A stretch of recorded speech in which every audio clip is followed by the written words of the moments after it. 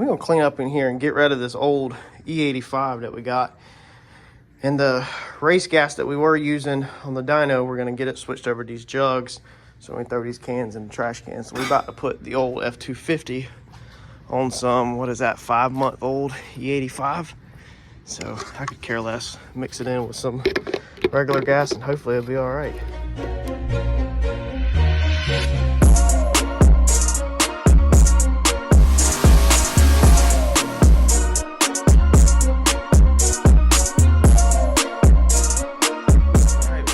So it is Saturday and we're gonna work on this guy. We're actually gonna try to finish up a handful of stuff today. So I currently have the wheels off, have them down here. We're gonna make a tire change.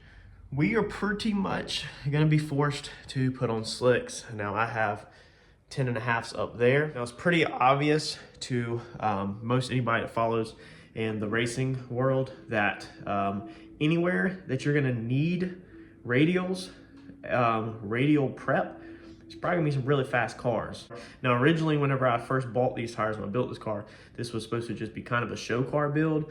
So these tires were gonna be for like cruising on the streets and on the weekends. So we are switching to these slicks because we are probably gonna be forced to run no prep races. Not right out the gate. This year is probably gonna be full of testing, learning how to stage, learning how to get a good reaction, learn how to cut a good light, and just learning all of the stuff. Probably a ton of test and tunes for the first year is gonna be my guess.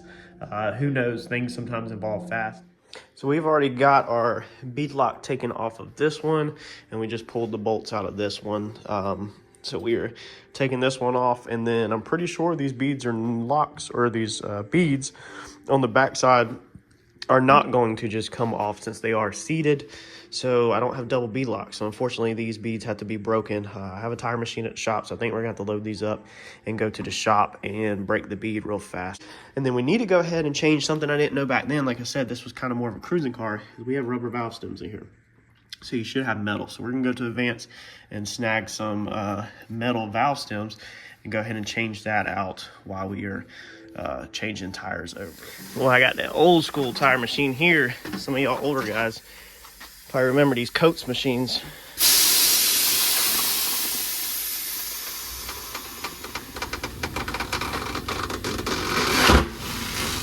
They're tried and true though, man. Like, you can't beat them. And I picked up this with the balancer all for like 1,400 bucks. And we've already used a mess out of it for flip cars. I don't really run my air pressure up that high on these older machines because of all the old lines and stuff in them. I don't want to take a chance of like blowing anything out. So that's why sometimes on the actual bead breaker, it takes a couple times. You got to rotate them around, but it gets the job done.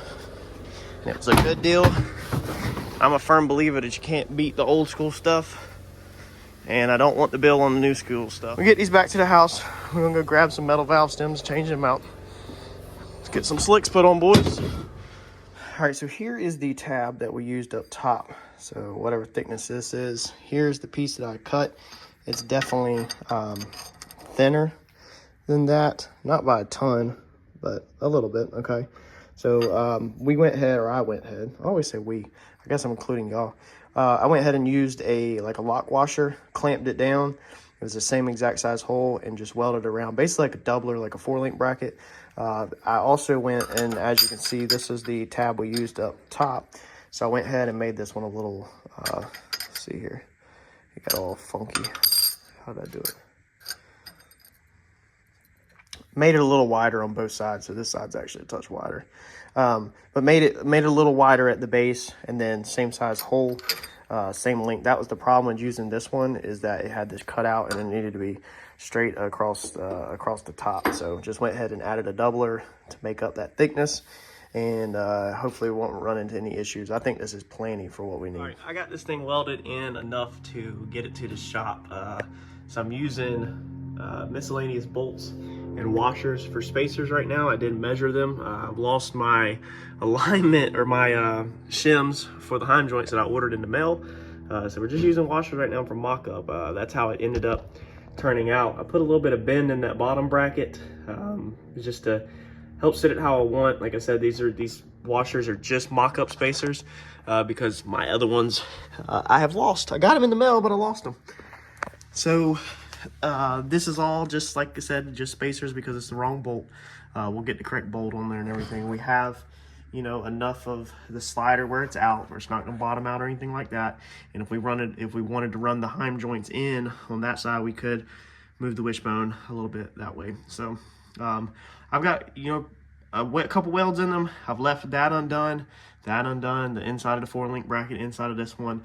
The insides of all 4 of these tabs are not done. Well, this one's done on the inside up here, but not on the top. So we're gonna wait until we're up on the lift. And once we're on the lift at CRC, I'll let Mike finish the welding out so that half of this is my welding and then the other half is his welding. He's a little bit better than me, and it'll be easier to weld on the lift, again, all up inside, them tabs up in there and everything, than it is laying on the ground. But this is good enough to move the car around in and out the trailer and get it to the shop. So let's move on to our next task. Now, one thing that you'll notice on these as we were putting our bolts in, I bought these from John, like I said. He's actually marked the inside. So he has went over in his videos about if you flop slicks, the way they feather edge on them, that if you flop them, you should turn them around. Do recall that. So he's even wrote on this one on the inside. So we have his insides on my outsides. That way they can go ahead and break in the opposite direction. And the best part is when you're done with the job and then you go over to your bench. Oh my God. And then you see that. So I forgot to put the metal valve stems in it and take these rubber ones out. I'm not redoing it. I'm not taking these back off. These tires, I'm sure me learning how to actually race and what to do, I'm sure these tires, by the time we're ready to actually do anything, you know, competitive or actually anything quick, I'm sure it'll be time to order a new set of tires. And when we do that, we will then get rid of these rubber valve stems and we'll put metal ones in it. All right, so what do we got in the box? What do y'all think is in this box? We snagged this. What is that? We snagged this off eBay for a deal, and I'm about to explain to y'all how, and I'm about to tell you what I paid for it. Let's check this out. What is that? Look at that. All right, so it's a clear view filter. All right, so this filter, as you can probably tell, is used, and it looks like somebody had a bad day from what we can see. We're about to bust this thing open, clean this thing out really good, clean it all up and get it ready to go on our car. Let me flip the camera around first though, and we got a couple things to talk about. All right, so we snagged this Clearview filter for 300 bucks. Now, anybody that's been shopping for the Clearview filters obviously realize that they're 600, 625 all day long, depending on where you get them from. I snagged it for 300 bucks. How did I snag it for 300 bucks? So I got it off eBay, but of course, nobody in their right mind normally takes a product and puts it on eBay for 50% off, even if it's used. Clearview filter, it's pretty simple. It's 2 halves, okay? A metal top, metal bottom. There's a screen in the center of it, and then there's clear glass things. So the clear windows can, over time, if you're using methanol and stuff like that, I've read that they can deteriorate and become cloudy where you need to replace them. That's not the case. This one looks, you can see through it and everything. Just needs to be cleaned up. The gentleman said that he only used it 5 passes. There's metal shavings in it. I don't know if that amount of metal shavings is normal or not, but what could have happened is he could have blew up a motor like me, needed some money to fix the motor. But the more important thing that I want to share with y'all is how do you get things like this, okay? How this whole thing works is I'm an eBay seller. I have an eBay store for small odds and ends. My fuel pressure regulator that I didn't use, all that kind of stuff's on my eBay store. CRC, I think it's CRC Autobody Paint on eBay. How it works is when you're a seller and you post stuff, if somebody adds an item to their watch list, that's the key here. There's a section where we can go in there and we can click send offer to people that have it on their watch list, basically. We can send whatever offer we personally want. Now, eBay recommends us to send a certain percentage lower. We actually have to go to that percentage or they won't take it. You know, so if it's a $40 item, a lot of times I got to offer like 37 bucks or something like that, whatever the percentage is. Same thing with his Clearview. I think I looked up the old filter for the Coyote that I was using because we need to obviously order a new one. I had looked it up the other week and I was just browsing for a couple other Coyote parts. We're gonna be making some changes here very soon. And the Clearview just popped up for whatever reason. The keywords just triggered it, it popped up. I was like, wow, it was $400 and I wanna say like $75. So 600 new, 475. You're gonna be 500 out the door with taxes and stuff like that. I was like, that's a good deal, but I don't need it. So we added it to the watch list. I was laying in bed the other night. All of a sudden I got a notification and the seller offered $300 buy now for that Clearview filter. And I looked over at the wife, I was laying in bed. Now clearly we are trying, a lot of you know, I'm trying to pay down the debt. When I blew up the motor at TKM, I was $8,900 in the hole on the credit card for the race car. I went over it in the past. If you're new to the channel, this car has its own finances that does not touch my family, does not touch my business. This car carries its own credit card and it has its own monthly bill for things that I'm doing to it. It's completely separate from my business and my family, 100%.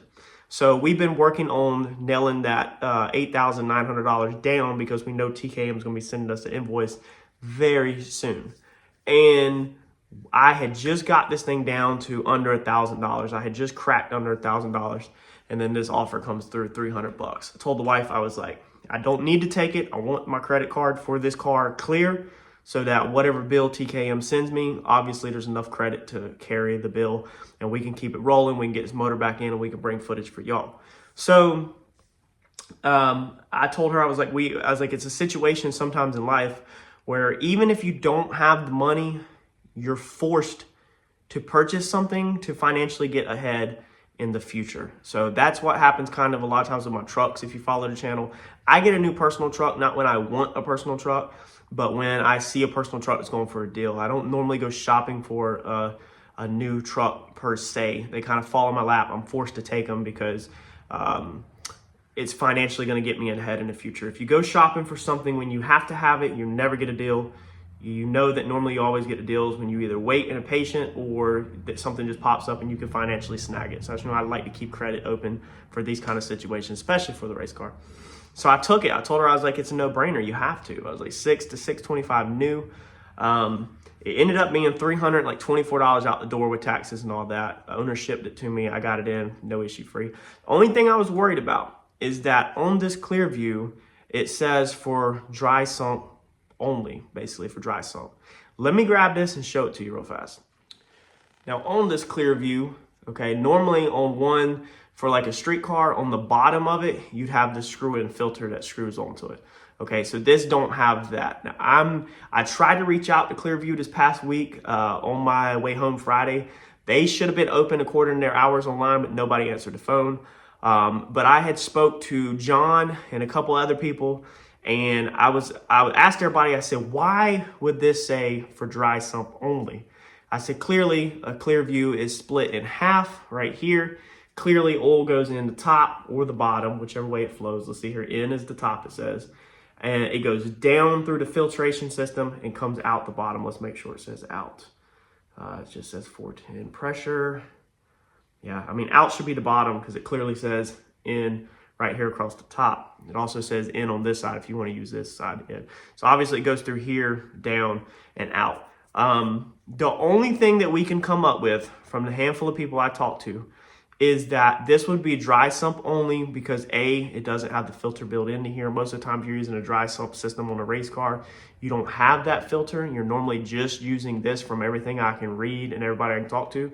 And then two, the fittings on the end are way bigger. I think these, I don't know what this is. Somebody has fittings in here, but I think the original receiving ports, this looks like it might be like a dash 12 or something. They're dash 16, I believe. I believe they're O-ring dash 16. So I got to pull these out when we clean this all up and see what they are. Normally with the dry sump system, you run large fittings in them, whereas a normal application like mine, we don't need dash 16 oil lines. I think mine are also dash 10 or dash 12. I think dash 10, honestly. So that's the only thing that we can really think of why this piece would say dry sump only, or it didn't say only, it said, you know, for dry sump applications, blah, blah, is because of the spin-on filter and the larger lines. Looking at the other units and comparing them that are 4 wet sump motors, the difference is the fittings are different on some of them, the ports, and then also a lot of them have the screw-on things. You can also get a wider, here a 6-inch. This is a 4-inch screen, so you can get the 6-inch. So I mean, this is pretty basic, man. It's an oil filter. It filters oil. So I don't see no reason why this is not going to work at all. I'm going to speak with Kevin and make sure if he wants me to run my secondary oil filter. I believe it's a good idea on this car to run the secondary oil filter, the normal screw-on type. I think my biggest thing for this, really, I could take this filter out. I could care less about that filter. It's definitely nice to have. We're going to leave it. But my biggest thing is, why did I blow my engine up to begin with? Y'all remember that? No oil pressure, no oil flow. This right here will allow me to see the oil flow through here. Everything that I read online, everything that I have watched on this unit says that you can see the oil flow through it. I've never personally seen a vehicle running with the clear view, but everybody I've talked to and everybody online says you can see it flowing through there. So now that's something personal to me that I'm always going to be paranoid about, is making sure that my engine has oil flow and there's no blockage, because I've already cost myself probably going to be big bucks when I get this bill. So this is going to be a peace of mind unit for me. It's a nice addition to the car, but this is hopefully going to allow me to always be able to make sure we have you know, flow. Also, it's nice that you can see the metal in there. Now, some people say that if you focus too much on this unit, that you'll actually get paranoid, that there's going to be normal wear and tear on here, normal metal buildup in there, and you can't get too carried away. But we will eventually learn what's normal, and when you start seeing what's not normal. And hopefully what this will do is help us that whenever we see something that's not supposed to be in here, or something don't look right, hopefully as we run this and learn this combination, I'll be able to then stop and hopefully fix it before we end up with the issue that we have now. So if we had this on at TKM on dyno, we may have seen bearing material in here, maybe, and we have obviously would have seen no flowing of the motor oil. So I think this, personally, to me, from my experience of, you know, what happened, this is going to be a very good addition. That's going to give me a little bit of peace of mind. So I'm glad I got it. I'm hoping that this helped y'all out, this situation. Again, everything that I do, I want to help y'all with and bring value to y'all. I don't want to just sit here and ramble about nonsense. If you're going to look for stuff on eBay, put it on your watch list. Pay attention to your emails, pay attention to your notifications, please, because man, y'all can get items, some of these used items, for way cheaper than everybody else. And you can build nice cars for less money just by using the stuff that I've already learned and that I try to teach all my watchers, viewers, followers, whatever, you know, how to do. I want y'all to succeed and get nice stuff for cheap, just like I want. I don't want to hoard it all to myself. So yeah, the next biggest announcement that I want to go ahead and knock out, we have the car back on the ground, so it's on the slicks. We fixed the anti-roll bar in the previous videos. We got the wishbone in now. Mike just needs to final weld it. We need to add our shims and put our correct bolts in. That's done. TKM did send a picture this week. The motor is done. So the people that are regulars and watch all the videos, they already actually got this information earlier than y'all are seeing it now if you just watched this video for the car content, because I actually released this to my normals, my normal viewers in a previous video. Like I said, you never know what I'm gonna throw in on my work week videos. That's when you see the little logo in the bottom, it says Paper Chaser episode. That's going to be kind of a multi-topic video. It's going to be kind of a work week video. It's not going to specialize in one thing that the thumbnail's on. But we did touch on TKM in one of the previous videos. So they actually got the information before y'all are getting the information. Y'all are a little late to the show. Motor is done. Sent me pictures. All I'm doing is waiting for the invoice. So it was finished up last week, and they just hadn't built it out yet. So I'm hoping that I can get it built out this week, or hoping they can get it built out this week. As soon as they send me the bill, we should have enough credit to carry this thing. I'm telling you, man, y'all, I'm sweating it, man. I'm sweating that repair bill. All I want to do is see that thing. I don't even care about the money. I just want to know how bad it is. So I know that looking at my thing of what was done to my motor, everything, I mean, dude, my pistons were sent out for coatings on them, like all kinds of stuff, man. You know that the heads were CNC'd O-ring, like just the extra stuff they went back and did this time. You know, I'm nervous. But we will go over what was wrong with the motor, probably what was repaired. We'll probably run back down the list. It'll probably be a talking video. We'll run back down the list, show all the specs on the motor, show everything that was done, and hopefully be able to get you a ballpark price at least on what it cost this time, and how much I'm going back into debt. How much this motor costs is going to affect how fast this car gets to the track. So there's a couple more things we got to do. I don't want to run this video long because there's other stuff we need to talk about. If you haven't, that's going to be a wrap for this weekend. Hopefully we get this build this week, and y'all make sure you smash that bell button. If you're not subscribed, y'all go ahead and subscribe. I know my percentages on here, about 60% of the people that watch my videos, which a lot of them are how-to and paint videos. That's going to draw in people that are not going to stick around. But if you're not subscribed, just go ahead and subscribe, because whenever the car gets together, I pump out a bunch of videos, and my passion is helping other people. So I'm not trying to bore you or, you know, or annoy you or nothing like that. I'm trying to help you, man, whether it's your personal car or you're buying a cheap car or salvage cars, paint work, whatever, man. I'm trying to help you. I'm trying to help y'all the best I can. That's what I want to do for people. I will catch you on the next video. Y'all buckle up, hang on, because as long as my credit card will tote these bills, TKM, Chris Moore for wiring, back to TKM for dyno. It's got to go to somebody for chassis setup, plot it, all that stuff after the motor's in it. Get it weighed out. We'll probably give out the weight of it when it's all back together this time. All them videos are coming. So let's rock and roll, and let's get this thing to the track, hopefully here very soon. Thanks, y'all.